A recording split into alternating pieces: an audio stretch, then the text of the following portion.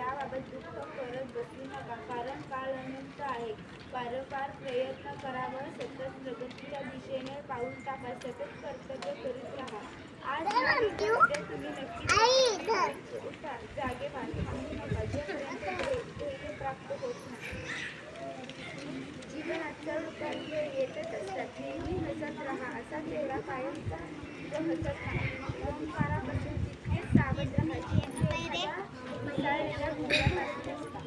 प्रत्येक क्षणाचा व प्रगतीचा मार्ग पार होत आहे आणि काळ वेगाने पुढे जात आहे. म्हणून आपल्या संपूर्ण आत्मबळाने कामाला लागा, तेव्हाच तुम्ही ध्येय गाठू शकता. कोणत्याही गोष्टीसाठी स्वतःला दुःखी कष्टी करून घेऊ नका. मनुष्यावर नव्हे तर देवावर विश्वास ठेवा. तोच तुम्हाला योग्य मार्ग दाखवेल आणि मार्ग सुचवेल.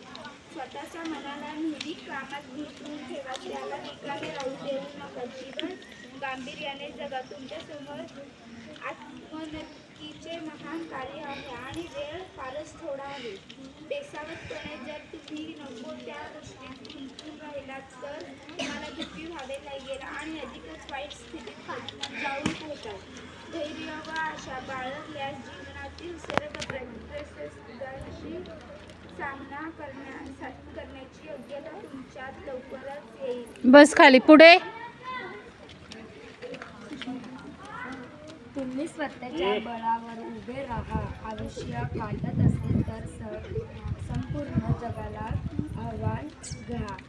यामुळे तुमचे काहीच नुकसान होणार नाही. थोडे व्यक्ती हे सगळे एकाकी वाटचाल करीत आहेत आणि या एकाकी प्रयत्नामुळेच ते फार दूर पर्यंत पोहोचले आहेत. एकाकीपणे चालू त्यांनी स्वतःच्या बळावर जगातील महान कार्य संपन्न केली आहे. याकरिता मुलांनी पुस्तकात लक्ष द्यायचे. हे बळ स्वतःच्या आत्मण्याची प्रेरणा प्राप्त झाली. आपल्या आंतरिक सुखाने ते नेहमीच प्रत्यक्षित झाले आहेत. दुसऱ्यांनी येऊन आमचे दुःख दूर करावे अशी आशा कधीच बाळगली नाही.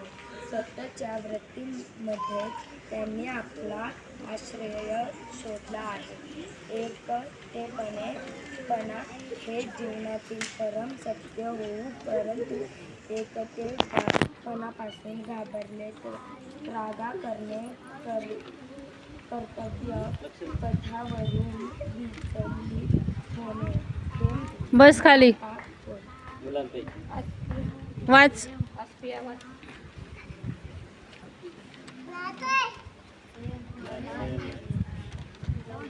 संस्कार तू वाच. उठ. वाचता नाही येऊ का? कुठून चालू आहे?